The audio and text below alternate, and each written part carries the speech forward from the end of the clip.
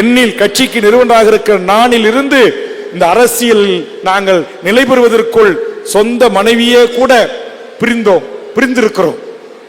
அதுபோன்று நாம் தமிழர் கட்சியில் பல தம்பிமார்கள் குடும்பத்தில் சண்டை, பொது வரைக்கும் கட்சி பொது வரைக்கும் போராட்டம், பொது வரைக்கும் ஜெயிலு, பொது வரைக்கும் தாலி கூடு, வெள்ளா கூடிய மூக்குத்தி கூடு, தோட கூடு வாங்கி அடகு வைக்கிறது, மீக்கிறது இல்லை, ஏலம் போயிடுறது, வட்டிக்கு வாங்கினது கந்து வட்டிக்காரன் வீட்டுக்கு வந்துருவான், பைனான்ஸ்காரன் வீட்டுக்கு வந்துருவான்.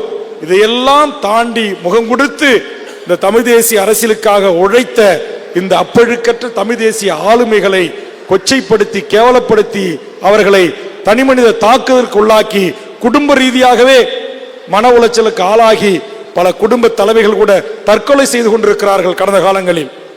இதற்கெல்லாம் நீங்கள் பொறுப்பேற்க வேண்டி வரும். என் தமிழீழ தேசிய தலைவன் பாணியில் உங்களை பொறுப்பாக்கி அதற்குரிய தண்டனையும் தருவதற்கும் தமிழக வாழ்வுரிமை கட்சி தமிழர் படை என்கிற ஒரு அமைப்பையும் வைத்திருக்கிறது.